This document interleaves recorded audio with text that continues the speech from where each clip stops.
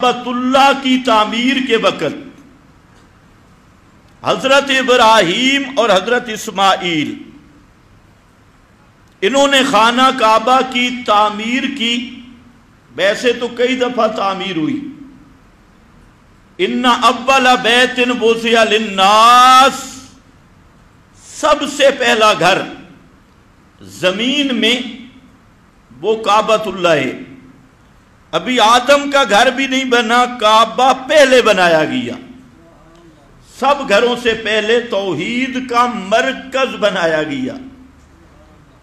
انسانیت کی آبادی بعد میں، حضرت آدم کا ٹھکانہ بھی بعد میں.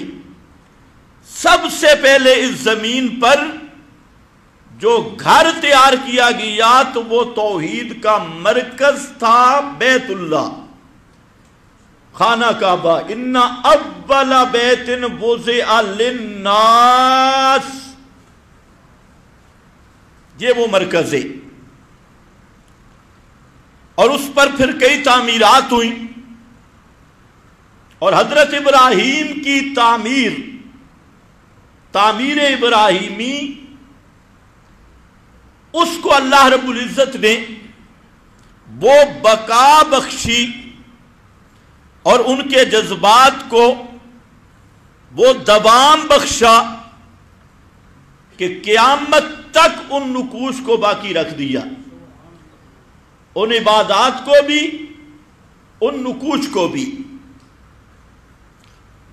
اور قرآن کریم نے حضرت ابراہیم کا تذکرہ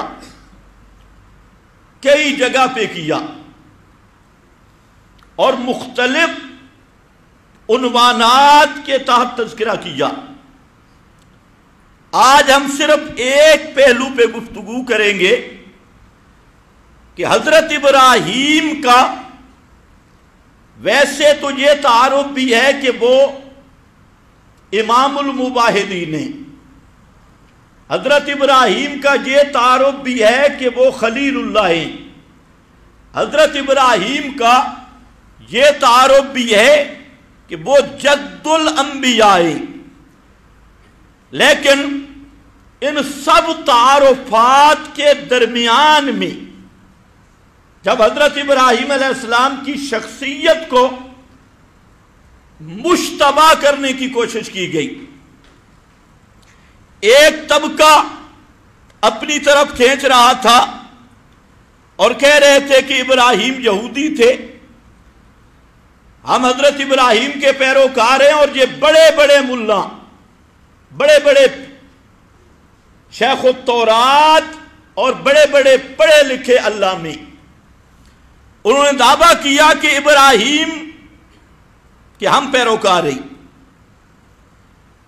اس کے مقابلے ایک طبقہ اٹھا نصارہ کا، عیسائیوں کا. انہوں نے کہا حضرت ابراہیم ہمارا ہے، اور حضرت ابراہیم کا مذہب وہ ہے جو ہمارا مذہب ہے. جب یہ دو اہل علم کے طبقے میدان میں تھے، مولویوں اور پیروں کے طبقے، اور ہمیشہ باطل جب تک کسی بزرگ یا بڑے کا آسرا نہ لے اس کا باطل چل نہیں سکتا. حالانکہ نصرانی نرے باطل پہ تھے، یہودی نرے باطل پہ تھے، اور کہہ کیا رہے ہیں کہ ہم ابراہیمی ہیں. حضرت ابراہیم ہمارے مذہب پہ تھے. جیسے آج کے بدعتی دنیا جہان کی بدعت کریں گے اور کیا کہیں گے، جی ہمارے اکابر کا مسلک ہے. واہ بندے دے پترو، دنیا جہان کا گند ذمہ لگایا ہے اکابر کی.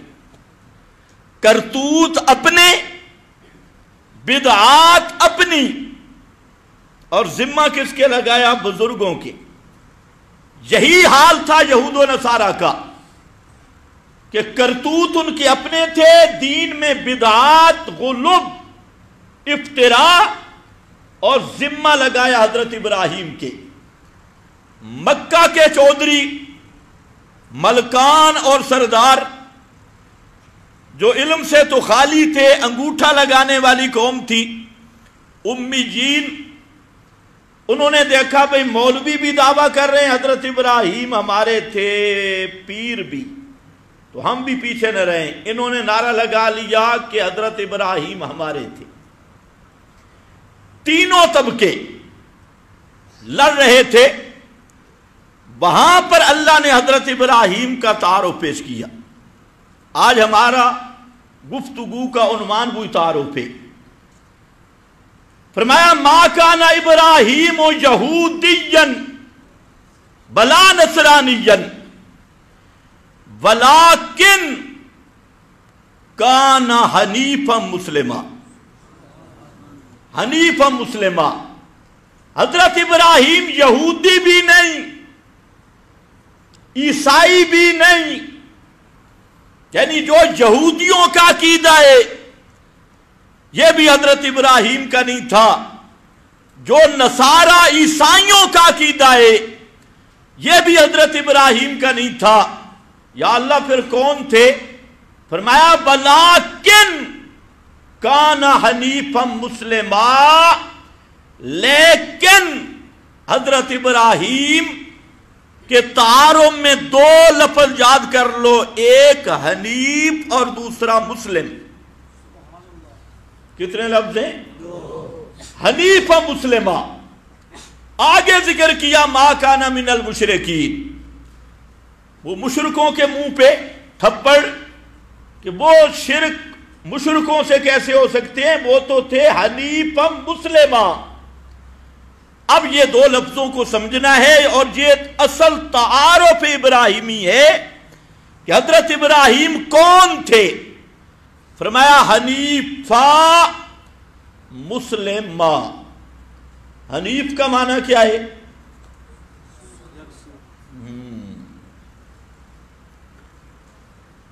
حنیف تھے۔ حنیف کا ایک معنی شیخ القرآن مولانا محمد طاہر رحمت اللہ علیہ انہوں نے معنی کیا، ابتدان میں بھی سن کر حیران ہوا کہ یہ معنی انہوں نے کہاں سے لیا، لیکن جب تحقیق کی تو اس پہ حوالے بھی مل گئے۔ فرماتے ہیں حنیف کا معنی ہر باطل کو رگڑا لگانے والا، ہر باطل کا رد کرنے والا، کسی باطل کے ساتھ رعایت نہ کرنے والا۔ حنیفا، حنیف۔ اور پھر اردو میں دیکھو حنیف کا معنی یکسو، یک کا معنی ایک اور سو کا معنی طرف، سائیڈ۔ یکسو ایک طرف والا، دو طرفوں والا نہیں، ایک سائیڈ والا۔ یکسو اور ایک سائیڈ والا بنتے ہی تب سب سے جدا تب بنے گا جب سب باطلوں پر رندہ پھیرے گا اور سب کا رگڑا لگائے گا۔ حضرت ابراہیم کا تعارف میں پہلا لفظ کیا ہے؟ حنیفا۔ اردو بھی دیکھ لینا، اور عربی مفسرین نے بھی اس کا یہی معنی کیا کہ حنیف کا معنی ہے ہر باطل پر رد کرنے والا، ہر قسم کے شرک کو رگڑا لگانے والا، ہر قسم کی بدعت کو جڑ سے اکھاڑنے والا۔ اور کبھی جو نہ دیکھے کہ اس کے سر پہ پگڑی کتنے تھان کی ہے، اس کا پیٹ کتنا وزنی ہے، یہ کس فرقے کا شیخ الحدث ہے، یہ کس علاقے کا حضرت مفتی اقدس ہے، ان رو رعایت نہ کرنے والا اور سب کو ایک ہی رندے سے صاف کرنے والا، اس کو کہتے ہیں حنیف۔ پھر حضرت ابراہیم کی زندگی دیکھو، پوری زندگی اس حنیفیت پہ گزری ہے، اسی حنیفیت پہ عبارت ہے۔ باپ کو چھوڑا،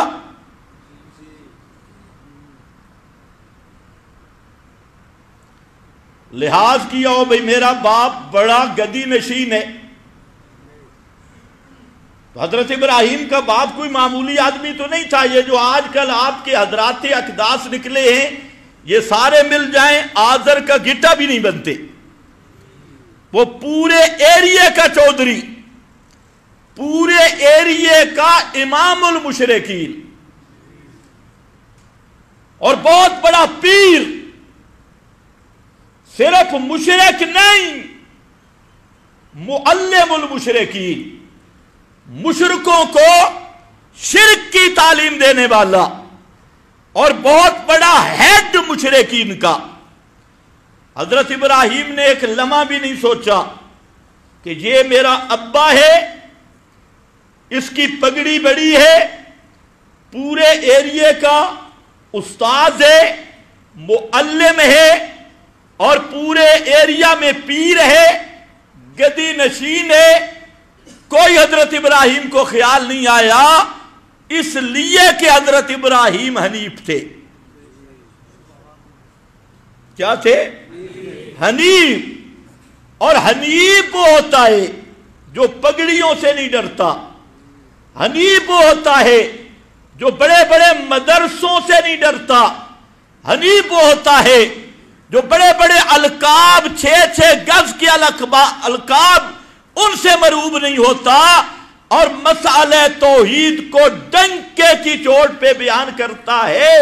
کسی روب والے کا روب، کسی صوفی کی صوفیت، کسی منت والے کی منت، کسی لجاجت والے کی لجاجت، کسی کی بزرگی، کسی کی بدماشی اس کا راستہ نہ روک سکتی ہو. وہ ہوتا ہے حنیف. بادشاہ کے سامنے آ گئے. یہ تو صرف میں اشارہ یاد دہانی کے لیے کر رہا ہوں. وقت کی حکومتیں اور سامنے بادشاہ نمرود باپ پر رد کیا. اب کیسے رد کیا یہ آگے چل کے بتاتا ہوں کہ رد کا انداز کیا تھا. بادشاہ پہ رد کیا.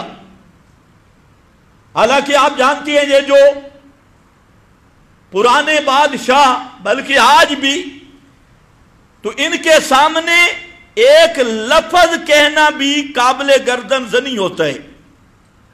یہ اپنی بھی ادبی سمجھتی ہے. آداب شاہی کا لحاظ نہ رکھنا، اس پہ بھی گردن اڑ جاتی ہے. اور وہاں بادشاہ جو اپنے آپ کو خدا کہنے والا، طاغوت کا نمائندہ اور بہت بڑا سرکش اور باغی، اس کی عدالت میں کھڑے ہو کر یہ کہنا ربی الذی یحیی و یمیت، تو مشکل کشا نہیں، رب میرا وہ ہے جو جان ڈالتا ہے اور جان نکالتا ہے. وہ رب ہے جو موت و حیات کا مالک ہے. یہ کوئی معمولی مسئلہ نہیں. اتنے بڑے جابر ظالم ڈکٹیٹرشپ اور بڑے بڑے ڈکٹیٹر، بہت بڑے طاغوت شیطان ابلیس کے نمائندے کے سامنے کھڑا ہو کر یہ کہنا کہ تو کفر پہ ہے، باطل پہ ہے، تو رب نہیں. رب وہ ہے جو زندگی اور موت کا مالک ہے. یہ کوئی معمولی مسئلہ نہیں. رعایت نہیں کی کہ بادشاہ ہے. کیوں؟ کہ حنیف تھے. حنیف کا معنی ہی ہے ہر باطل پہ رد کرنے والا، انجام سے بے خبر ہو کر، اسباب سے بالا تر ہو کر، آندھیوں کے رخ سے متاثر ہوئے بغیر آندھیوں کے رخ کو بدل دینے والا، ہوا کی رخ کی موافقت کی بجائے ہواؤں کے رخ کو بدل دینے والا، حالات کی آندھیوں سے ڈرنے کی بجائے حالات کی آندھیوں کو پلٹ دینے والا، اس کا نام ہوتا ہے حنیف۔ آج تو لوگ سمجھتے ہیں بکری ذبح کی تو جنت کا دروازہ کھل جائے گا، بڑی بڑی قربانیوں کا پروگرام ہے، لیکن قربانی جس کی یاد ہے پہلے اس ناج پہ بھی آنا ہوگا، حنیف بننا ہوگا۔ یہ حضرت ابراہیم کا تعارف ہے کہ وہ حنیف تھے، اور حنیف کے مقابلے میں کون ہوتا ہے؟ جو ہر دیگ کا چمچہ ہو، ہر پارٹی کا لوسی بلا، کبھی ادھر مفاد دیکھا ادھر بھی داخل ہو گیا، کشات العائر، ادھر دیکھا ادھر بھی داخل ہو گیا، دیکھا لوگ اس پارٹی کے ساتھ اکٹھے ہیں، اسی کا جھنڈا اٹھا کے اسی کے نعرے لگانا شروع کر دیا۔ جب دیکھا اس پارٹی کے لوگ زیادہ ہیں، اس میں سفید داڑیاں، بڑے بڑے بزرگ اور بڑے بڑے پیٹ اور بڑا حلوہ مانڈا، اس میں بھی چلا گیا، اس میں بھی چلا گیا، تو اس کو شریعت کہتی ہے یہ منافق ہے، یہ حنیف نہیں۔ تو پہلے حنیف بننا ہوگا، قربانی بعد میں، ابھی ٹائم رہتا ہے، سوچ لو، اپنے آپ کے اپنے دل میں سوچ لو، اگر حنیف نہیں تو قربانی کا کوئی فائدہ نہیں ہے۔ بیتیوں کے جنازے بھی پڑھ آیا، شادی بیاہ نکاح کی تقریبوں میں مشرک بیتی بیتے، یہ کون ہے جی؟ میں مباہدہ، دھر لعنت تیرے مباہد کہلانے پر بھی، تو کون سا مباہد ہے؟ یہ مسئلہ بہت مشکل ہے۔ حنیف بن حنیف، ولیکن کان حنیفا مسلما، اور ملت ابراہیم حنیفا، پورا قرآن یہ تعارف پیش کر رہا ہے، ملت ابراہیم حنیفا ولیکن کان حنیفا۔ بادشاہ کا مقابلہ، پوری برادری، اکیلا ابراہیم ایک طرف اور ساری برادری پبلک جمہوریت دوسری طرف، سارے طاغوت کے کرندے دوسری طرف۔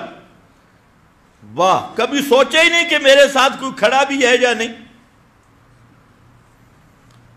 سب دنیا مخالف، لیکن حنیف اپنی حنیفیت پہ پختہ ہے، اور سب کو للکار کے کہتے ہیں اب ذرا سنو، بدا بیننا و بینکم العداوۃ والبغضاء ابدا حتی تؤمنوا باللہ وحدہ۔ یہ ہے فکر ابراہیمی، بدا بیننا و بینکم، اور دنیا کے مولویوں، پیروں، سرداروں، برادری، بادشاہ، والد، رشتہ دار، سب کو چیلنج کر رہے ہیں۔ فرمایا بدا، ہماری دشمنی چھپے ہوئے نہیں ہوتی، تکیے والی دشمنی نہیں ہوتی کہ اوپر کچھ اور کہیں اندر کچھ اور ہو، ہم چھپ چھپ کے وار کرنے والے نہیں، تکیے والی دشمنی رکھنے کے عادی نہیں۔ ہمارا اعلان ہے بدآ، رڑے میدان چڑھ گیا اور میدان میں کھل کے آ گئی بات، کیا سنو مشرکو، بدآ بیننا و بینکم العداوۃ والبغضاء، ہمارے درمیان اور تمہارے درمیان کھل کے میدان میں ڈنکے کی چوٹ پہ اعلان کرتا ہوں، کیوں مشرکو، میں تمہارا دشمن ہوں اور میرے دل میں تمہارا بغض وہ پیدا ہو گیا، میرے دل میں بغض بھی ہے تمہارا، میرے دل میں تمہاری دشمنی بھی ہے۔ اہل بدعت سے پیار کرنا چاہیے نا، مشرکین سے مسواک دے دینا چاہیے، عطر کی شیشی پکڑوانی چاہیے، ان کے پیچھے نمازیں شمازیں. اب ایسا بے ایمان قربانی کرے نہ کرے، قربانی کا کوئی فائدہ نہیں. قربانی تو ہے غیرت توحید کا نشان، یہ توحید کی غیرت کا نشان ہے.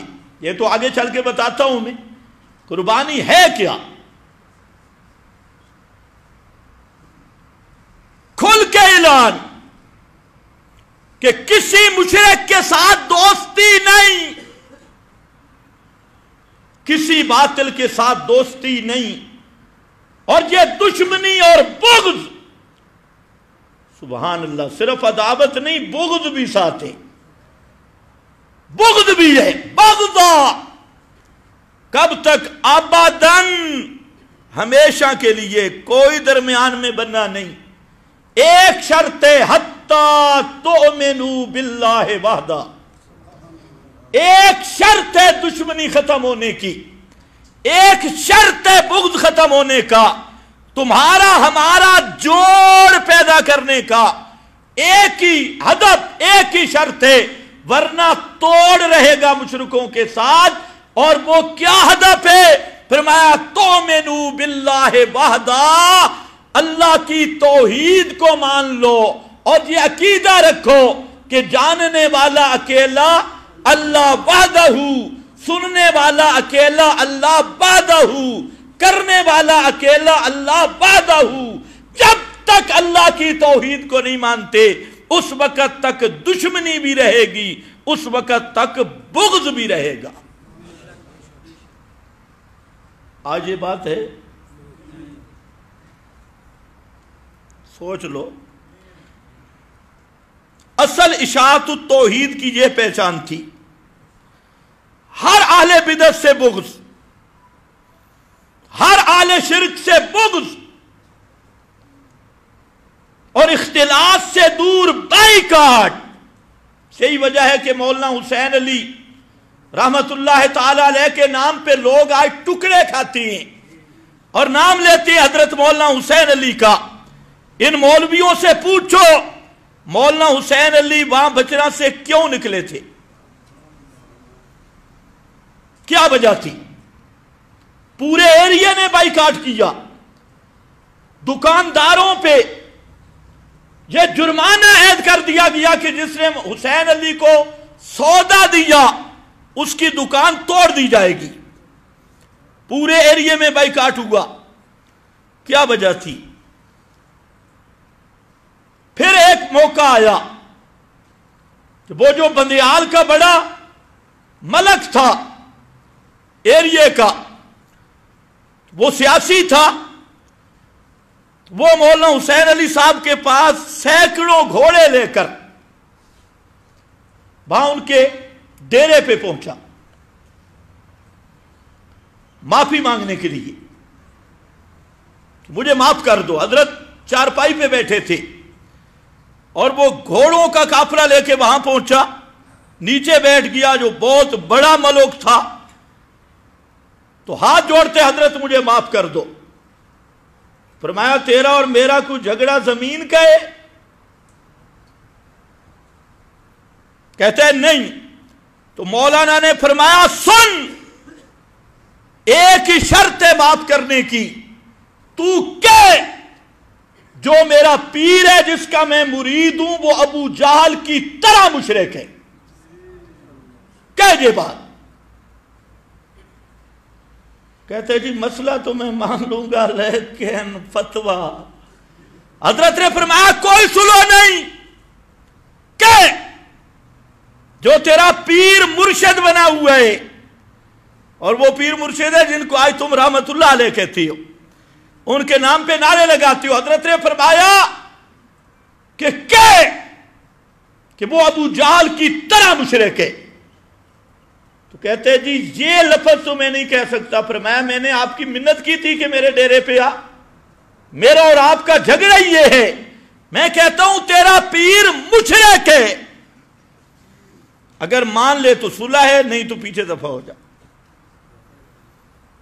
آج اپنے خطیبوں کا حال بھی دیکھ لو. ان کو 4 چھلڑ مل جائیں تو توحید بھی گئی. یہ مشرکوں کی تعریفیں شروع کر دیتی ہے، صرف قائد اعظم کی جھلکی ملے اور پھر یہ نام لیتے ہیں سید عنایت اللہ شاہ صاحب کا. شرم نہیں آتی؟ عنایت اللہ شاہ کون تھا؟ سارے مولوی اکٹھے ہوئے, میٹنگ ہو رہی تھی, سینکڑوں علماء اور حضرت شاہ صاحب بھی تھے. سب نے کہا کہ حضرت شاہ جی آپ بڑے آدمی ہیں, اگر ہم آپ کی بات مانیں تو ہم سے بزرگ چھوٹ جائیں گے, اکابرین چھوٹ جائیں گے, اس لیے مہربانی کریں آپ ہماری بات مان لیں. تو شاہ صاحب کھڑے ہوئے, ان کی بات سننے کے بعد فرمایا مولویوں تمہاری مجبوری ہے, اگر تمہاری بات مانوں نہ مانوں تو تمہارے بزرگ چھوٹتے ہیں, لیکن میری بھی مجبوری ہے, اگر میں تمہاری بات مانوں تو مجھ سے خدا کا قرآن چھوٹ جائے گا. اس لیے فرمایا سنو, جو تمہارے بزرگ ہیں ما انزل اللہ بہا من سلطان, ان پر اللہ نے کوئی سند نازل نہیں کی, کوئی سند نہیں.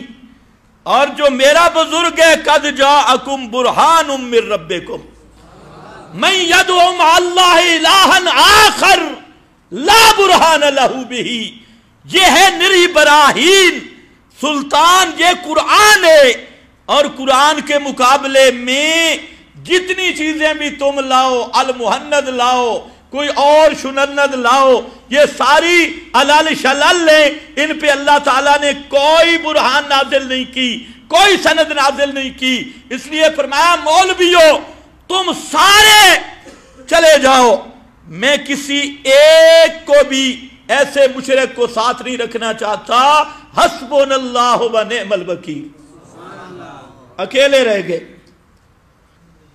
اور آج بھی خود مجھے کہتا ہے کہ جب سارے مولوی حضرت کے مخالف ہو گئے, سب مولوی اپنے پر آئے, تو کہتا ہے مجھے اپنے استاد نے بھیجا کہ ذرا شاہ جی کو مل کے آؤ, کہ سارے مولوی ان کے خلاف ہو گئے, اپنے دوست بھی اور دشمن تو ویسے بھی خلاف تھے. اور مسئلے کی بنیاد پہ تو شاہ صاحب کی کیا حالت ہے, تو وہ کہتے ہیں میں ملنے گیا تو شاہ صاحب پڑھ رہے تھے حسبی اللہ و نعم الوکیل. تو میں نے کہا حضرت سارے مولوی چھوڑ گئے, تو کہتے یہ کوئی نئی بات ہے, جب پیغمبروں کو سارے مولوی چھوڑ گئے تو عنایت اللہ شاہ کون ہوتا ہے؟ یہ تو پیغمبر کا ایک ادنا نوکر ہے, خادم ہے, لیکن مسئلہ نہیں چھوٹ سکتا, ساری دنیا چھوڑ جائے, ساری دنیا چھوڑ جائے. یہ ہوتا ہے حنیف, حنیفیت کا اثر, مرعوب نہ ہونا. آج سب سے بڑی مصیبت ہے کہ اشاعت التوحید کے نام لینے والے وہ بھی مصلحت کا شکار ہو گئے اور میٹھی میٹھی تقریریں شروع کر دی, اور بڑے مصلح قوم کے بن کے نام سید عنایت اللہ شاہ صاحب کا, نام قاضی شمس الدین صاحب کا, نام شیخ القرآن مولانا محمد طاہر صاحب کا, نام شیخ القرآن مولانا غلام اللہ خان کا, اور کام سارے منافقین والے اور ملحدین اور دو نمبری والے. لوگوں کو دھوکہ دیا جا رہا ہے. ہم ان کو اپنا اکابر مانتے ہیں جو ملت ابراہیمی کے دائی ہے.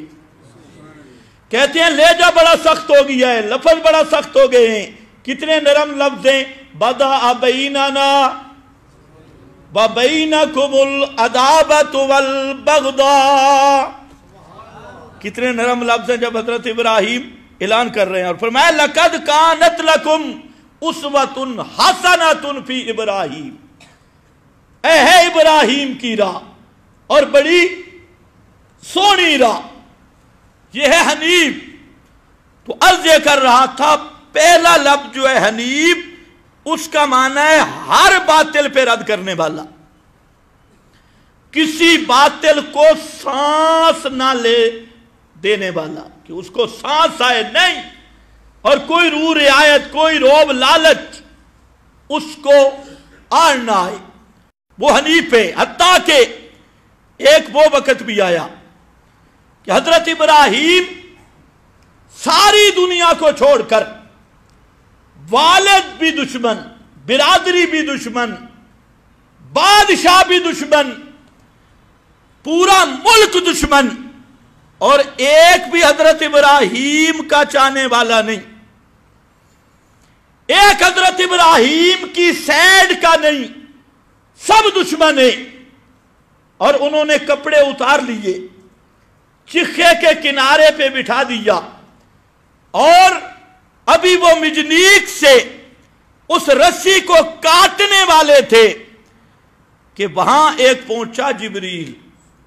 بعض روایات کے مطابق اللہ عالم بصحت سندہ، مفسرین نے لکھا وہاں جبریل پہنچا اور وہاں کہا اعلیٰ کہا جا، ساری دنیا دشمن ہے، میری کوئی ضرورت ہے؟ فرمایا اما الیک فلا، تیری کوئی ضرورت نہیں، تو جہاں سے آئے واپس ہو جا، جس کے لیے میں نے کیا ہے وہ مجھے کافی ہے، حسبی اللہ و نعم الوکیل، وہ اللہ مجھے کافی ہے۔ یہ وقت بھی اس کا نام کیا ہے؟ حنیفہ، ولیکن کان حنیفہ، اور ساتھ لفظ آیا مسلمہ۔ حنیف کو پہلے ذکر کیا، حالانکہ حنیف کو بعد میں آنا چاہیے تھا ترتیب کے مطابق۔ اس کی وجہ یہ تھی کہ پہلے فرقے کہہ رہے تھے ابراہیم ہمارا، ابراہیم ہمارا، اللہ نے پہلے ان کو جواب دیا، یہودیو جھوٹ نہ بولو، او عیسائیو جھوٹ نہ بولو، ابراہیم تو تمہارے سب پہ رد کرنے والے تھے، نہ یہودی تھے نہ نصرانی تھے، اس لیے حنیف کو مقدم کر دیا۔ حالانکہ نفس الامر میں یہ درجہ مسلمان کے بعد میں آتا ہے، اور معراج توحید کا آخری نتیجہ ہے حنیفہ، لیکن یہاں مقام اور سیاق کے مطابق قرآن پاک کی بلاغت یہ ہے کہ فرق باطلہ کا رد کرنا تھا، اس لیے حنیف پہلے ذکر کیا، مسلم بعد میں ذکر کیا۔ تو اس میں ایک اور نقطہ بھی ہے کہ اسلام معتبر تب ہوگا کہ ہر باطل کا توڑ کرنا ہوگا۔ رلا ملا اسلام قبول نہیں ہے، گڈ وڈ اسلام قبول نہیں کہ میں مباحد ہوں، ادھر بھی رلا ہے ادھر بھی رلا ہے۔ کئی بیچارے ہیں 50 سال کے مباحد، اور ابھی مشرکوں کے ساتھ بھی ملے ہیں، بدتیوں کے ساتھ بھی ملے ہیں، ادھر بھی ادھر۔ یہ کیا کہتے ہیں؟ انما نحن مصلحون، ہم تو مصلح ہیں جی، ہم تو طریقے سے، اور دین کو سیاست کے تابع کر دیا، حالانکہ سیاست دین کے تابع ہونی چاہیے، دین سیاست کے تابع نہیں۔ اب آیا مسلمن، مسلم کس کو کہتی؟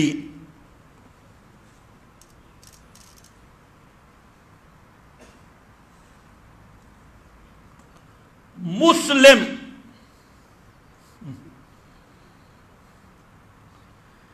مسلم کا معنی اللہ کا حکم، اللہ کی رضا کے لیے دل کی خوشی سے قبول کرنے والا۔ مسلم کا معنی اللہ کا حکم، اللہ کی رضا کے لیے دل کے اطمینان سے خوشی سے قبول کرنے والا، اس کا نام کیا ہے؟ مسلم۔ مسلم بڑا وسیع مفہوم ہے، اور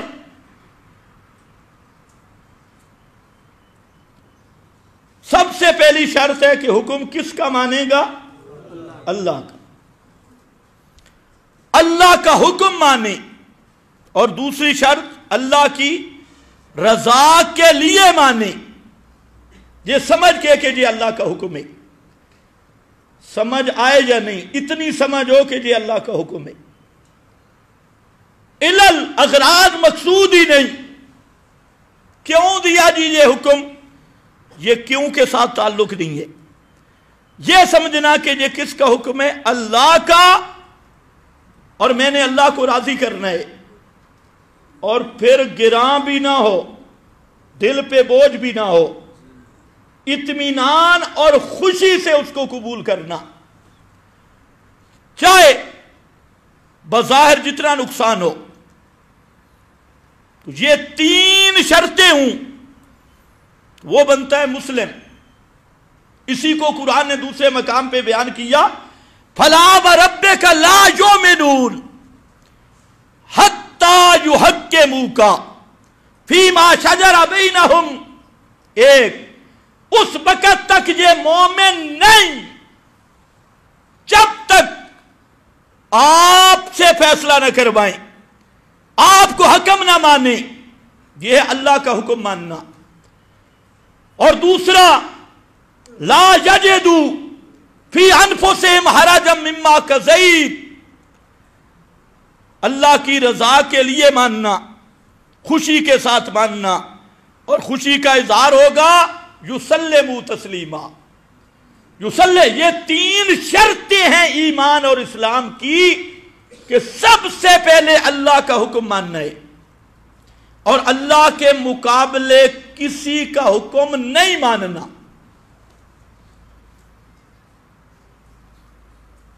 اور مزے کی بات یہ ہے، قرآن کہتا ہے سماکم المسلمین، اللہ نے تمہارا نام رکھا ہے مسلمین۔ وَبِذَلِكَ أُمِرْتُ أَنْ أَكُونَ، مجھے یہ حکم ہے کہ میں سب سے بڑا مسلم بنوں، اول المسلمین، 1 نمبر کا مسلم۔ نام تو آپ نے سنا ہے مسلمان، یہی مسلمان یہ مسلم ہے، اور اس کا تعارف اللہ نے پیش کیا، دیکھو اگر مسلم دیکھنا ہے نا، مسلم بننا ہے تو ابراہیم کو دیکھ لو، وَلَٰكِنْ كَانَ حَنِيفًا مُسْلِمًا۔ آج نام کا مسلمان ہے، کام کا مسلمان نہیں۔ وہ کام کے مسلمان تھے۔ اللہ کا حکم آیا، سب سے بڑا امتحان۔ اور حکم ماننے کا مزہ تب آتا ہے جب خلاف طبیعت ہو اور خلاف مقتضائے طبیعت ہو۔ ایک کام آپ خوشی سے کرتے ہیں، آپ کی طبی ادھر ہی میلان ہے، یہ تو کوئی کمال نہیں۔ اور ایک چیز ہے کہ طبیعت پہ گراں گزر رہی ہے، خلاف مزاج ہے عام حالات کے، اور اس پہ آپ ڈٹ گئے کہ یہ اللہ کا حکم ہے، اس کو میں نے ماننا ہے۔ تو یہ کیا ہے؟ مسلمان یہ ہے۔ آج اگر مسلمان اپنی حقیقت سمجھ لے تو خدا کی قسم مسلمان ہو کر کبھی دجالی تہذیب کو قبول نہیں کر سکتا، مسلمان ہو کر کبھی دجالی طاغوتی روایات کو قبول نہیں کر سکتا، طاغوتی دجالی نظام کو قبول نہیں کر سکتا۔ آج یہ نسلی مسلمان ہے اور رسمی مسلمان ہے، مسلمانوں کے گھر میں پیدا ہوا، ورنہ جہاں ایک مسلمان کھڑا ہے ولیکن حنیفا مسلمہ، ایک مسلمان، اور پوری دنیا کی کایا پلٹ رہا ہے۔ اور اسلام شروع کہاں سے ہوا؟ اللہ کا پہلا حکم کہاں سے شروع ہوا؟ اپنے گھر سے، باپ کے سامنے اب اسلام کی بنیاد شروع ہو رہی ہے، اور اسلام کا پہلا نقطہ یا ابت لما تعبد ما لا یسمع ولا یبصر ولا یغنی عنک شیئا، یہ اسلام کی ابتدا ہے۔ بولو شابش، کیا اسلام کی؟ یہ اسلام کی بنیاد ہے۔ ولیکن کان حنیفا مسلما، یہاں سے اسلام شروع ہوتا ہے۔ اور اسلام کی شروع کیا ہے؟ وہ ہے مسئلہ الہ، کہ الہ صرف اللہ ہے۔ لما تعبد نفی سے شروع ہوا، اگرچہ یہ نفی بصورت استفہام ہے۔ فرمایا ابا جی، جن کو تم حاجتوں میں پکارتا ہے، جن کو مشکلوں میں پکارتا ہے، اور جن کو کہتا ہے ہؤلاء شفاؤنا عند اللہ ما نعبدہم الا لیقربونا الی اللہ زلفیٰ، یہ میرے ہیلا وسیلہ اللہ تک پہنچانے والے ہیں، ان کے نام کی قربانیاں دیتا ہے، بکرے چھترے دیتا ہے، بتا میرے ابا ان میں الوہیت کی صفات ہیں؟ کیا کہا؟ ان میں الوہیت کی صفات ہیں؟ ذرا بتا۔ مثلا میں آپ کو بتاتا ہوں الوہیت کی صفات کیا ہے۔ الوہیت کی صفات میں سے ایک صفت ہے انکا انت السمیع، انکا انت السمیع۔ یہ جب اللہ کو پکار رہا ہے اس صفت کو ظاہر کر رہے ہیں حضرت ابراہیم کہ السمیع ہونا، بغیر اسباب کے سننا، یہ صرف اللہ کا خاصہ ہے۔ العلیم، بغیر اسباب کے جاننا، یہ صرف اللہ کا خاصہ ہے۔ اور اس کائنات میں راج کرنا، یہ الوہیت کا کمال ہے۔ تصرف کرنا الوہیت کا کمال ہے۔ فرمایا ابا جی بتا جن کو تو پوج رہا ہے ان میں الوہیت کے کمالات ہیں یا نہیں؟ کتنا سادہ سا سوال ہے، آپ بھی ان مشرکوں سے پوچھو۔ لیکن یہ مشرک ڈھیٹ ہیں، پرانے ہو گئے ہیں نا۔ وہ مشرک تھے لیکن اتنے ڈھیٹ نہیں تھے۔ جب حضرت ابراہیم نے پوچھا نا جہاں باپ کے سامنے، اب آئے پبلک کے سامنے، قوم کے سامنے، باپ بھی موجود ہے، وہاں پر پہلا سوال کیا هل يسمعونكم اذ تدعون او ينفعونكم او يضرون۔ ينفعونكم بعد میں، کیا یہ نفع دیتے ہیں؟ یہ بعد میں۔ يضرون، نقصان دیتے ہیں؟ یہ بعد میں۔ لیکن اسلام کا پہلا نقطہ کیا پیش کیا؟ هل يسمعونكم، کیا یہ تمہاری پکاریں سنتے ہیں؟ یہ پکار، یہ ہے مسلم کی ابتدا، مڈ اسلام دا پہلا نقطہ۔ هل يسمعونكم، سنتے ہیں؟ وہ مشرک تھے نا، سیدھے سادے صوفی مشرک، انہوں نے کہا بل وجدنا علیہ الفینا علیہ، وجدنا علیہ الفینا علیہ۔ بل آتا ہے اضراب کے لیے۔ وہ مشرک کہنے لگے حضرت ابراہیم مسئلہ سما نہ چھیڑ۔ اضراب کا معنی یہ ہے کہ اس مسئلے کو رہنے دے، یہ سننے سنانے والا مسئلہ نہ چھیڑ۔ کیوں؟ ہمارے سب اکابر کا اجماعی عقیدہ ہے کہ سنتے ہیں۔ وجدنا، یہ ہمارے اکابرین کا مسئلہ ہے، ہم تو اپنے اکابر کے اندھے مقلد ہیں، اگر ہمارے اکابر جہنم میں گئے ہم بھی جائیں گے۔ اس لیے کہتے ہیں بل، یہ مسئلہ سما نہ چھیڑو، اگلا بے شک چھیڑو، ینفعونکم، وہ الگ بات ہے، لیکن بل کس کے لیے؟ اضراب ملا لوگ جانتی ہیں۔ اضراب کا معنی ہوتا ہے اس گال نو رامن دے، یہ مسئلہ نہ چھیڑ، مسئلہ سما۔ لیکن ہاں آج بھی یہی کہتے ہیں اس مسئلے کو نہ چھیڑو، باقی مسائل اللہ خالق ہے، اللہ مالک ہے، اللہ یوں توحید بیان کرو۔ لیکن حضرت ابراہیم نے شاہ رگ پہ ہاتھ رکھا، اور انداز دیکھو ابراہیمی، یہ ہے اصل مسلم۔ کہاں سے؟ هل يسمعونكم، اور باپ کے سامنے کیا کہتا ہے؟ لما تعبدو ما لا يسمع ولا يبصر ولا يغني عنك شيئا۔ سبحان اللہ۔ اگر مسلمان اس بنیاد پہ آ جائے تو قبروں کی پوجا ہوگی؟ شرک آئے گا کہیں سے؟ شرک کی جڑ کاٹ کے رکھ دی، اور شرک کی بنیاد ہلانے والا مسئلہ سما کا انکار ہے۔ اگر سما کا انکار نہیں کرے گا شرک کی جڑ نہیں ہلے گی۔ اس لیے توحید ابراہیمی شروع یہاں سے ہوتی ہے۔ یہ تو آگے چل کے میں بتاؤں گا کہ شرع محمدی نے کیسے اس کی تفصیل کی ہے۔ یہ تو متن ابراہیمی ہے، اتبع ملت ابراہیم حنیفا۔ اور میں نے کہا مسلمان ہوتا کون ہے؟ جس کا سب سے پہلے یہ عقیدہ ہو کہ اللہ کے سوا کوئی ما فوق الاسباب سننے والا نہیں، کوئی ما فوق الاسباب دیکھنے والا نہیں، کوئی ما فوق الاسباب حاجتیں پوری کرنے والا نہیں، اور جو کسی غیر اللہ، انبیاء غیر انبیاء کے لیے ما فوق الاسباب دور سے یا پردوں میں یا موت کے بعد ان کے عادتاً ما فوق الاسباب سننے کا قائل ہو، وہ مسلمان نہیں ہو سکتا۔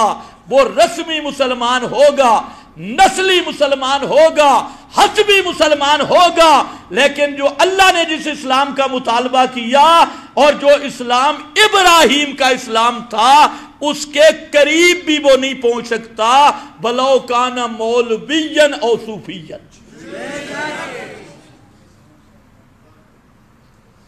یہ ہے مشکل مسئلہ۔ پنجابی جادن موڈ تے رمبا رکھے، حال یسمعونکم، اور ادھر اللہ کی شان ان ربی لسمیع الدعاء انک انت السمیع العلیم۔ ادھر کہتے ہیں تو سمیع، تو علیم، تو دعاؤں کو سننے والا، اور ادھر کہتے ہیں لا یسمع ولا یبصر ولا یغنی عنک شیئا۔ یہ ہے توحید کی بنیاد اور مسلمان کے عقیدے کی پہلا نقطہ اور پہلی بنیاد۔ اگر اس نقطے پہ بھی نہیں آیا، 1000 دفعہ مسلمان کہلوائے، اللہ کے نزدیک وہ مسلمان نہیں۔ اور مسلمان نہیں تو قربانی نہیں، بکرے چھترے واڑ کے دمبے نہیں، پھر صرف گوشت ہی ہے۔ قربانی کے لیے ضروری ہے کہ پہلے عقیدہ مسلمانوں والا ہو، اور مسلمانوں کے عقیدے کی بنیاد ہے کہ اللہ کے سوا کوئی ما فوق الاسباب سننے والا، دیکھنے والا، جاننے والا اور حاجتیں پوری کرنے والا بڑی نہیں، شیئن مکھی کے پر جتنا بھی مشکل کشا کوئی نہیں، یہ صرف اللہ ہے۔ یہ بنیاد ہے، اس بنیاد پہ پک گئے، اسلام شروع ہو گیا۔ اب تو بن جائے گا مسلم، بلاکن کانا حنیفم مسلمہ۔ اب مسلم بننے کے بعد ایک جملہ جہاں قرآن نے ذکر کیا، وقت بھی بڑا کم ہے، جس پہ میں آنا چاہتا تھا۔ حضرت ابراہیم کی پوری زندگی ابتدا یہاں سے کی، یا ابت، گھر سے اسلام کی عمارت کی بنیاد رکھی، پھر خود بھی اس پہ عمل کیا۔ باپ کو چھوڑنا کوئی معمولی مسئلہ نہیں، گھر بار چھوڑنا۔ آج تو باپ دھمکی دیتے ہیں دکان لے لوں گا، مجھے کہتے ہیں اچھا جی میں گولڑے شریف جا کے نظر مان کے آ جاتا ہوں فلانی جگہ پہ۔ وہ کہتے ہیں گھر سے نکل جا، کہتے ہیں جی ابا جی سروزے پہ جا رہا ہوں، فلاں پہ جا رہا ہوں۔ لیکن وہاں باپ کی آنکھوں میں آنکھیں ڈالی، باپ نے کہا ابراہیم کب کا گستاخ بن گیا ہے، وَاهْجُرْنِي مَلِيًّا لَأَرْجُمَنَّكَ۔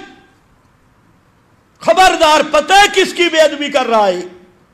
میرے جیسے بزرگ کی، میرے جیسے اکابر کا گستاخ، اور یہ پورے نئی ملت، نیا مذہب، تجھے پتھروں سے سنسار کر کے مار دوں گا۔ میری آنکھوں سے دور ہو، میری حویلی سے نکل۔ آگے معذرت خواہی نہیں، ابا جی غلطی ہو گئی ہے، ہم سے کوئی غلطی ہو گئی ہو۔ باپ نے گھر سے نکالا، اور بیٹا کیا کہتا ہے؟ انی ذاہب الی ربی۔ بابا تیری حویلی تو جان، تیری حویلی جانے، انی ذاہب الی ربی سیہدین، میں اپنے رب کی طرف جا رہا ہوں، سارا جہان دشمن ہے لیکن میں اپنے رب کی پناہ میں آتا ہوں، رب کی طرف جاتا ہوں، سیہدین، وہ خود ہی اسباب بنا دے گا، خود ہی میرا انتظام کر لے گا۔ یہ ہے نا اللہ کا حکم آیا، اب کیسے تسلیم کیا؟ باپ کا گھر گیا،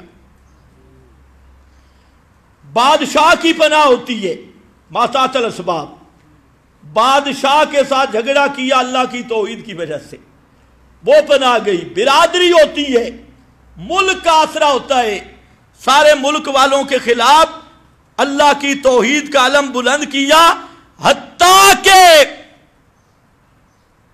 سبحان اللہ صرف آوازن نہیں، مارکا گئے عرس پر، یہ شاید عید سے پہلے میں بیان کر دوں گا، عرس پہ گئے، ان کے امام باڑے میں داخل ہو گئے، خدا باڑا جہاں مشکل کشا تھے سب کے بیرے بیرے کر دیے، ضربم بالیمین، بڑا ذوق سے توڑ رہا تھا۔ آج کا زمانہ ہوتا تو کیا کہتے جی بڑے اخلاق کے خلاف کیا، کسی کے معبودوں کو چھیڑنا نہیں چاہیے۔ حضرت ابراہیم نے سب کا ناک منہ ایک کر دیا، پھر یہ بھی نہیں کہا جی کوئی اور ہوگا، انہوں نے کہا جی کون دہشت گرد ہے۔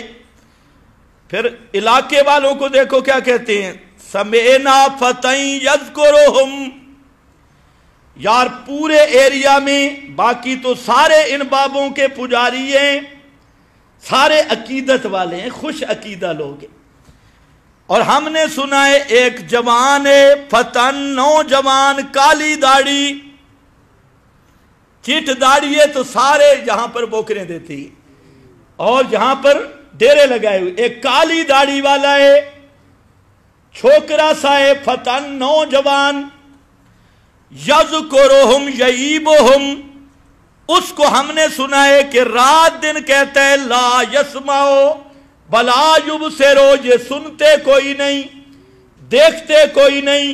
انہوں نے بڑا بلنڈر بنایا ہوا تھا نا کہ بھائی فقیرنی کی بیری کا درخت کاٹا تو فقیرنی الٹا کر دے گی، ان بابے کے امام باڑے کے قریب جو آیا اس کی خیر نہیں، آگے مٹھائیاں شٹھائیاں رکھ کے چلے گئے، حضرت داخل ہوئے، ایک ایک بابے کو الٹا کے رکھ دیا۔ انہوں نے کہا یار یہ کون دہشت گرد تھا،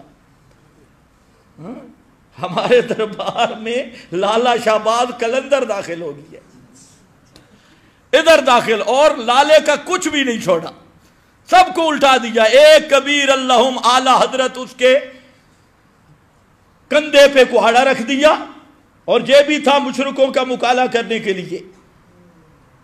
بندے کو مسئلہ یوں بیان کرنا چاہیے، کہیں کوئی مشرک کو تکلیف پہنچے نا وہ اپنی میٹنگ میں کہیں سمعنا فتى یذکرہم، یہ لگتا ہے فلانے آدمی نے کیا ہے، انہوں نے پہچان لیا، یعنی مسئلہ اس نیج پہ حضرت نے بیان کیا۔ نوجوان ہے، ان کے عیب نکالتا ہے، جو قال لہ ابراہیم، جس کو لوگ ابراہیم کہتی، اس سے بڑی قربانی کوئی ہوگی؟ دوسروں کے خدا باڑے کو الٹا کر کے آگے، پھر سامنے جب آئے تقیہ نہیں، انہوں نے کہا لا اس کو علی اعین الناس، سب لوگوں کے سامنے۔ حضرت ابراہیم آگے، انہیں پوچھا اچھا من فعلہم، کس نے کیا ہے جی؟ حضرت ابراہیم نے فرمایا بل فعلہ کبیرہم ھذا، کرنے والا کر گیا، ذرا بڑے سے پوچھو۔ انہوں نے کہا بے ادبی کا کام کس نے کیا؟ بل فعلہ من فعلہ، یا بل فعلہ، تم خود سمجھ سکتے ہو میرے سوا کوئی اور کر سکتا ہے؟ یہ تو تمہیں بھی یقین ہے کہ یہ کام ابراہیم کے علاوہ پوری دنیا میں کسی کا ہے ہی نہیں۔ ایسا جملہ بولا خدا کی قسم مفسرین پریشان ہوئے جا، اور اہل حدیث غیر مقلد بیوقوف بک بک کرنے لگے جی حضرت ابراہیم نے جھوٹ بولا. دور لانتیو, جھوٹ نہیں بولا. کہتے حضرت ابراہیم نے جھوٹ بولا. دماغ کی خشکی ہے, ان کو کہو حجامت بناؤ تاکہ تمہارا دماغ تر ہو جائے. سارا تیل تو حجامت پہ لگ گئی ہے. اور پیغمبر کے بارے میں کہتے پیغمبر نے معاذ اللہ جھوٹ بولا. یہ جھوٹ نہیں, تمہیں قرآن سمجھنے کی توفیق ہی نہیں. بل فعلہ کبیرہم ھذا, حضرت فرماتی ہیں یہ تو ظاہر بات ہے, پورے برادری میں دیکھو کسی کی یہ جرت ہے کام کرنے کی, وہ تو میں واضح ہوں نا, ذرا اس بڑے سے پوچھ لو. اگر یہ بولتے ہیں تم تو کہتے ہیں رات کو گپ شپ لگاتی ہیں مجاوروں کے ساتھ, اسے ذرا پوچھو اتنی بڑی توہین ہو, یہ بتائے نا کس نے کیا ہمارے ساتھ. اب انہوں نے دیکھا, اس نے کہا ابراہیم یہ تو تجھے پتہ ہے بولتے تجھے بابے نہیں, چپ شائے, بولنے والے نہیں. ایک نے چپ شاہ, بالکل چپ رہنے والے. اچھا فرمایا اف لکم, لعنت ہے تم پر, تھوک ہے مشرکو تم پر, نرمی ہو رہی ہے. اف لکم, لکھ دی لعنت, پھٹکار تم پہ اور ان پہ جن کو اللہ کے سوا تم پکار رہے ہو. یہ کیسی بات ہے, جو جواب نہیں دے سکتے ان کو تم مشکل کشا سمجھتی ہو. حاجت روا جو اپنے ساتھ کیا ہوا ظلم کی کہانی بھی تمہیں نہیں بتا سکتے کہ ہمارے ساتھ کس نے کیا ہے. سنو میرے سوا کون کر سکتا ہے, یہ میں نے کیا ہے. تو آلیہ پٹ گئے, مظلوم آلیہ, انہوں نے ماتم شروع کر دیا. مشرک کا عقل نہیں ہوتا, اپنے الہ کی مظلومیت پہ ماتم کرتا ہے. بھئی اگر الہ ہے تو مظلوم نہیں, مظلوم ہے تو الہ نہیں. پتہ نہیں تمہیں سمجھ آئی ہے کہ نہیں. کہتے ہیں جی مشکل کشا سے ابو بکر نے خلافت چھین لی. ساری دنیا کا مشکل کشا اپنی خلافت نہیں بچا سکا. یہ ہے مشرک کا الٹا عقیدہ. نہ مشکل کشا وہی ہوتا ہے جو اپنی گدی نہ بچا سکے. تو میں کہتا ہوں پھر یا مشکل کشائی کا دعویٰ چھوڑ یا خلافت کی باتیں چھوڑ. جی مشکل کشا کا پانی بند ہو گیا, حاجت روا کا پانی بند ہو گیا. کہتے کہ نہیں کہتے؟ پانی بند ہو گیا, سارے پڑھتی. اور ادھر کہتی ہیں کہ بابا انگلی لگائے تو 7 سمندر نیچے سے نکل آتی. اور بے ایمانوں کو عقیدہ بھی ہوتا ہے, کسی ایک پٹڑی پہ کھڑے ہو, یا مشکل کشا کہو یا پانی بند ہونے والا بات کرو. ادھر پانی ایک طرف تم مظلوم بناتے ہو اور دوسری طرف خدا سمجھتے ہو, مشکل کشا سمجھتے ہو, حاجت روا سمجھتے ہو. جو اپنے بچوں کا پانی نہیں لا سکتا وہ تیرا مشکل کشا کیسے ہو سکتا ہے؟ مشکل کشا وہ ہے جو لم یلد ولم یولد ولم یکن لہ کفوا احد, وہ مشکل کشا ہوتا ہے. خیر بہرحال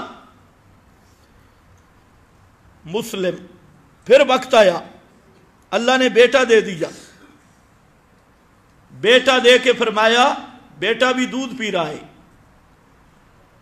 بیٹے کی ماں بیٹے کو اٹھاؤ اور جنگل میں چھوڑ کے واپس آ جاؤ. اب معنی سمجھ آئے گا مسلم کا, وَلَٰكِنْ كَانَ حَنِيفًا مسلمہ. آگے نہیں پوچھا یا اللہ کیوں, جنگل ہے بیابان ہے, وہاں کوئی چیز بھی نہیں پوچھا اس لیے کہ مسلم تھے. یہ حقیقی مسلمان ہے, اللہ کا حکم آ گیا من اسلم وجہہ للہ, یہ اصلی مومن ہے, اصلی مسلمان ہے.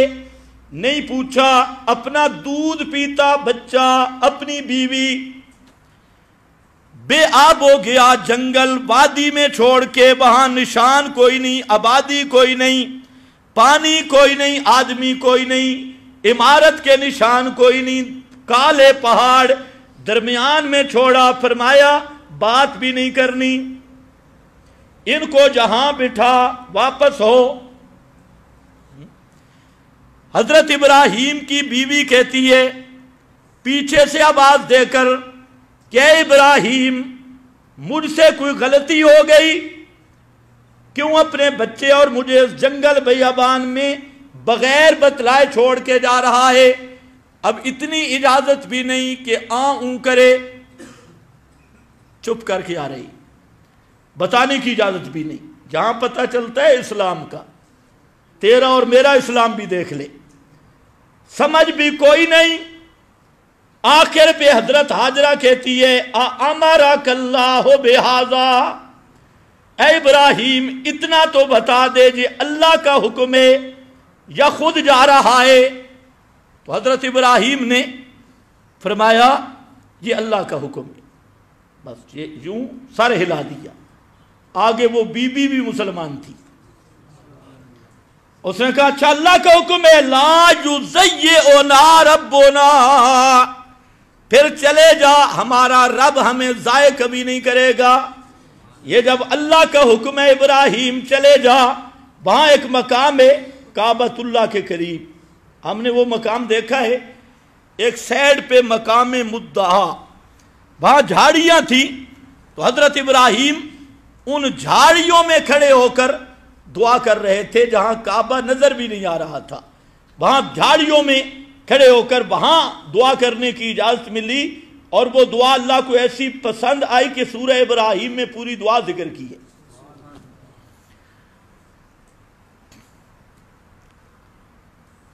کچھ سمجھ آئے اسلام؟ یہ حنیفہ مسلمہ۔ پھر بیٹا کچھ چلنے کا ہوا، کام کاج کرنے لگا، حکم ہوا، اور وہ بھی خواب میں کہ ابراہیم اٹھو اپنے بیٹے کو ذبح کر دو۔ یہ خواب تھا۔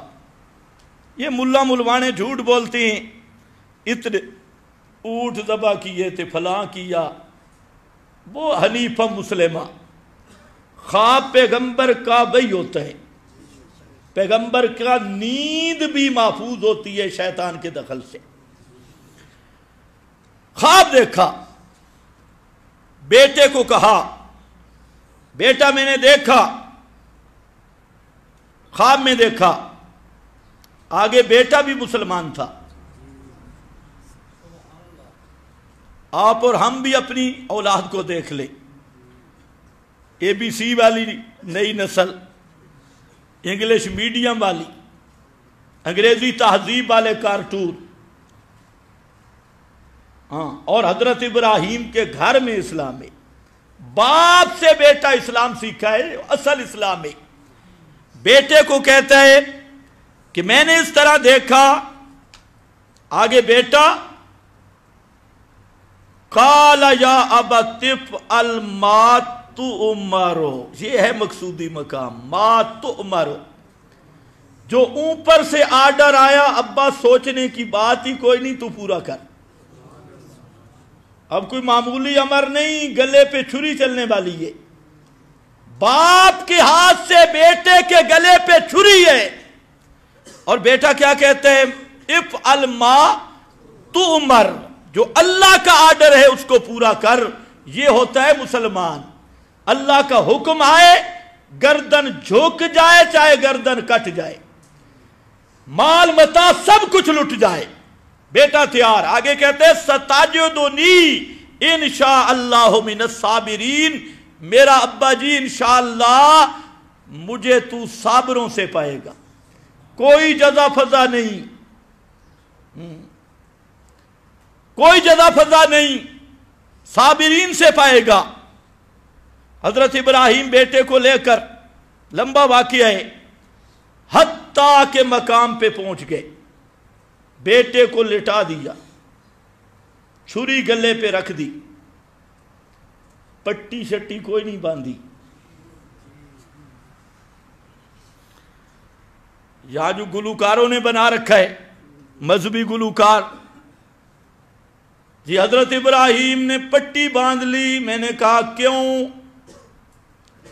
کیوں خطیب صاحب پٹی کیوں باندھی؟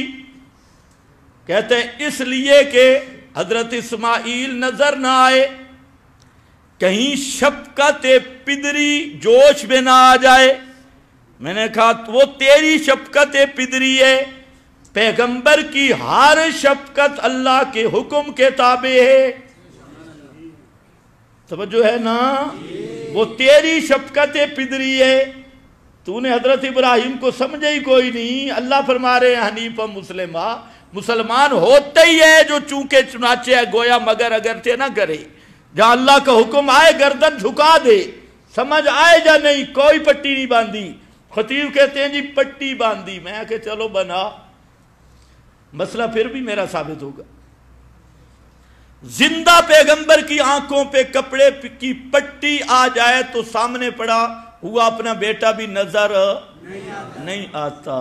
پٹی کیوں باندھی کہ اسماعیل نظر نہ آئے؟ معلوم ہوتا ہے زندہ پیغمبر ہو خلیل، اور مٹی کا پردہ بھی نہیں، کپڑے کا پردہ آ جائے، اپنے سامنے پڑے ہوئے بیٹے کو دیکھ سکتا نہیں، تو 8 گز مٹی سے جو سننے اور دیکھنے کا قائل ہے، یہ کتنے درجے کا بے ایمان ہوگا؟ اب مولوی کی دوگلا پن دیکھو جی، پٹی باندھی تاکہ نظر نہ آئے، اور عقیدے 8 گز مٹی جو مردہ بیت ہے، یا زندہ پیغمبر کی آنکھوں پہ پٹی ہو تو نظر نہیں آتا۔ بہرحال ہم نے کچی باتیں کبھی نہیں کی، کوئی پٹی نہیں باندھی، اللہ کا حکم تھا، چھری گلے پہ رکھی اور فرمایا جہاں جو لفظ سنانا چاہتا تھا آ گیا، بڑا مختصر فرمایا فلما اسلما، یہاں سے ہے مسلم، فلما اسلما یہ اسلام کا معنی ہے، جب دونوں باپ بیٹا پوری طرح تل گئے، تیار ہو گئے، منقاد ہو گئے، وَتَلَّهُ لِلْجَبِينِ، اور حضرت اسماعیل کو جبین پہ لٹایا۔ یہاں بعض ان پڑھ مولوی سمجھتے ہیں جبین ماتھے کو کہتی ہے، یہ بھی جھوٹ ہے، ماتھے کو جبہ کہتی ہے، جبہ، اور جبین کہتے ہیں یہ سیڈ، جیسے ذبح کرتے وقت سیڈ پہ لٹایا جاتا ہے۔ بعد نے جہاں پر بھی نکتے شیطانی شروع کر دیے کہ حضرت اسماعیل کو الٹا لٹایا تاکہ نظریں چہرے پہ نہ پڑے، یہ بھی جھوٹ ہے۔ قرآن میں ہے تَلَّهُ لِلْجَبِينِ، لِلْجَبْهَةِ جبینان، ماتھے کے لیے 2 جبینیں ہیں، ایک یہ سیڈ یہ جبین اور ایک یہ جبین ہے، تو حضرت اسماعیل کو سیڈ پہ لٹایا، جیسے ذبح کرنے کے لیے لٹایا جاتا ہے۔ تَلَّهُ لِلْجَبِينِ، لٹا دیا، اوپر چھری تیار ہے۔ ایک مسئلہ بتاؤ، حضرت ابراہیم کو اگر پتہ ہوتا کہ ابھی میرا بیٹا بچ جائے گا تو یہ کمال بنتا ہے؟ تو جو لوگ انبیاء کے لیے غیب دانی کا عقیدہ رکھتے ہیں وہ ظالم کمالات انبیاء کے منکر ہیں، وہ انبیاء کے کمالات کے منکر ہیں، عظمتوں کے منکر ہیں۔ اگر حضرت ابراہیم کو پتہ ہو کہ 1-2 منٹ کے بعد حکم آ جائے گا، بیٹا بچ جائے گا، اور اسی بیٹے کی نسل سے نبی آخر الزمان ہوں گے اور ایک پوری امت آباد ہوگی، یہ مستقبل کے حالات حضرت ابراہیم کے دل میں ہوتے تو پھر میرا بھائی یہ امتحان بنتا ہی نہیں، یہ تو پھر معاذ اللہ ثم معاذ اللہ ایک تماشا بن جائے گا، جیسے لوگ تماشے کرتی ہیں، جھوٹ موٹ کی چھری رکھ دی جیسے لوگ آج کل ڈرامے کرتے ہیں، ایکشن کرتے ہیں۔ تو یہ ہے انبیاء کی سب سے بڑی توہین، انبیاء کرام کو عالم الغیب سمجھنا، نبوت کے ہر کمال کا انکار کرنا ہے۔ نبوت کا ہر کمال عبودیت سے عبارت ہے۔ تو جب عالم الغیب سمجھ لیا، متصرف سمجھ لیا، مشکل کشا سمجھ لیا، تو انبیاء کی عبودیت کا انکار ہے. جب عبودیت کا انکار ہے تو سارے کمالات نبوت کا انکار ہے. لیکن بدبخت سمجھتے نہیں، وہ زور لگاتے ہیں جی نبی ہوتے ہی ما کان ما یکون جاننے والا.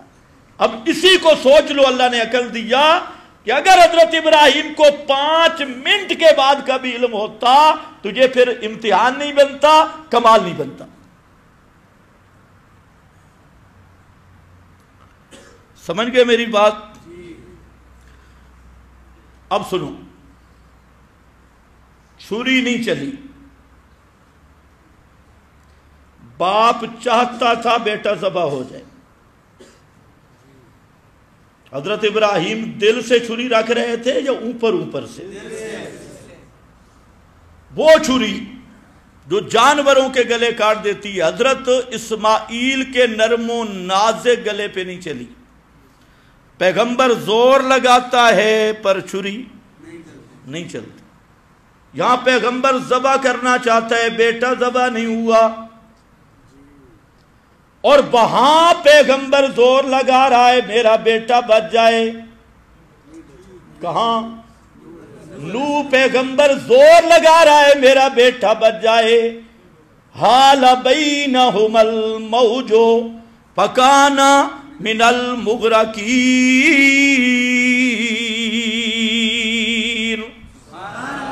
درمیان میں پانی کی موج آئی، کانا من المغرقین. بیٹا پیغمبر کے پانی کی آڑ میں آ کے مر گیا. اللہ نے بتا دیا اختیار کس کا چلتا ہے، تصرف کس کا چلتا ہے. اپنا بیٹا ایک ذبح کرنے والا ذبح کرنا چاہتا ہے پر بیٹا ذبح نہیں ہوا. ایک پیغمبر بچانا چاہتا ہے پر بیٹا بچا نہیں سکا. تو بیٹوں پہ بھی اختیار کس کا ہے؟ صرف اللہ کا. ابھی چھری رکھی، چھری نہیں چلی. اوپر سے آواز آئی بَنَادَيْنَاهُ أَن يَا إِبْرَاهِيمُ قَدْ صَدَّقْتَ الرُّؤْيَا إِنَّا كَذَلِكَ نَجْزِي الْمُحْسِنِينَ. اللہ نے فرمایا میں نے آواز دی او میرے ابراہیم، چھری تو نے رکھ دی، آگے میں نے نہیں چلنے دی. تیری چھری رکھی ہو گئی. ان یا ابراہیم قد صدقت الرؤیا. تیرا خواب بھی اتنا تھا کہ تو نے بیٹے کے گلے پہ چھری رکھی تھی، ذبح تو نہیں کیا تھا. اتنا خواب تھا. یہ جملہ ذہن میں رکھنا. جہاں مرزا قادیانی نے ڈنڈی لگائی ہے، مرزا قادیانی نے جتنی پیشین گوئیاں کی ہیں سب جھوٹ کا پلندہ. پھر اس نے جہاں سے دلیل لائی، دیکھو جی حضرت ابراہیم نے بھی تو بیٹے کو ذبح کرتے ہوئے دیکھا. پیغمبر کا خواب وہی ہوتا ہے لیکن ذبح نہیں ہوا تو کبھی کبھی وہی غلط بھی ہو جاتی. لہذا میں نے ساری زندگی جھوٹ بولے تب کیا ہے، یہ اس لعین کا استدلال ہے. اس لیے ذرا سمجھنا قد صدقت الرؤیا. اور وہاں جو انی اذبحک، وہاں یہ نہیں مانا کہ میں نے تجھے ذبح کر دیا. یہ شروع فل پہلے میں ذبح کرنے لگا ہوں. انی اذبحک، میں نے خواب میں دیکھا کہ میں ذبح کرنے لگا، بس اتنا دیکھا تھا. فرمایا صدقت الرؤیا، تو نے خواب پورا کر دیا. انا کذالک نجزی المحسنین ان ھذا لہو البلاء المبین. اللہ فرماتی ہیں یہ بہت بڑا امتحان تھا حضرت ابراہیم کا. وَفَدَيْنَاهُ بِذِبْحٍ عَظِيمٍ. ہم نے حکم دے دیا کہ میرے پیغمبر بیٹے کو ذبح نہیں کرنا، اس کی جگہ پہ دمبے کو ذبح کرنا ہے. اب مفسرین کے دو قول ہیں. بعض کہتے ہیں وہ دمبا جنت سے آیا تھا لیکن اس پر کوئی نقل موجود نہیں. بعض کہتے ہیں اللہ نے حکم دیا کوئی دمبا وہ لے کر بیٹے کی جگہ پہ ذبح کر لے. بِذِبْحٍ عَظِيمٍ وَتَرَكْنَا عَلَيْهِ فِي الْآخِرِينَ، اور یہ جو سنت ابراہیمی ہے، دمبے ذبح کرنے والی، قربانی والی، اس کو ہم نے پچھلوں میں بھی باقی رکھا، اس کو پچھلوں میں بھی باقی رکھا۔ سلام علی ابراہیم کذالک نجزی المحسنین انہ من عبادنا المؤمنین۔ یہ نتیجہ نکالا کہ یہ تھا میرا مومن بندہ، مسلم بندہ۔ حاصل یہ نکلا کہ مسلمان وہ ہے جو اللہ کے حکم کو اللہ کی رضا کے لیے خوشی کے ساتھ پورا کرے تو وہ کیا ہوگا؟ مسلمان۔ ان میں سے ایک حکم ہے قربانی کا، لیکن قربانی کیا چیز ہے؟ قربانی یہ خالص عقیدہ توحید کا اظہار ہے۔ وقت ختم ہو گیا۔ عقیدہ توحید کی غیرت کا اظہار ہے۔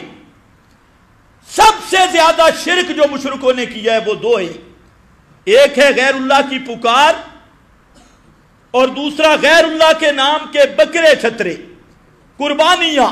ہر دور کے مشرک نے غیر کے نام کی قربانی کی، اور مسلمان مواحد اللہ کے نظام میں مشرکین پر سب سے بڑی ضرب، او مشرکو، کسی پیر کے نام کی قربانی نہیں، کسی فقیر کے نام کی قربانی نہیں۔ اگر ان کے نام کی قربانی کرو گے وہ خنزیر سے بڑھ کے حرام ہوگا، اس لیے کہ قربانی اور نسک یہ خالص شعار توحید ہے اور خالص عبادت ہے۔ قربانی ہوگی تو صرف کس کے نام کی؟ کس کے نام کی؟ یہ نیت کر کے کہ مشرک درباروں پہ بکرے لاتی ہیں اور مشرک غیروں کے نام پہ قربانیاں دیتی ہیں۔ میں مواحد ہوں، میں کس کے نام پہ قربانی کروں گا؟ صرف اللہ کے نام پر۔ یہی وجہ ہے کہ قربانی کے لیے مال حلال ہو، حرام مال نہ ہو، کیونکہ قربانی عبادت ہے۔ قربانی میں نیت اللہ کی رضا ہو، دوسرا کوئی مقصد نہ ہو، اور تیسرا قربانی کرنے والا مواحد اور مسلمان ہو۔ یہ بات ذہن میں رکھ لو، 7 حصوں میں ایک بھی بدعتی للڑ یا قبر پرست یا قابر پرست ایک بھی شامل ہوگی یا تو 7 کی قربانی نہیں ہوگی، 7 کے 7 کی قربانی نہیں ہوگی۔ اسی طرح اگر کسی مشرک سے جانور ذبح کرایا، کسائی پھر رہے ہوتی ہے پیسے لے کر ذبح کرنے والے، اور اگر ذابح مشرک ہے قربانی بھی نہیں اور جانور بھی حلال نہیں ہوگا،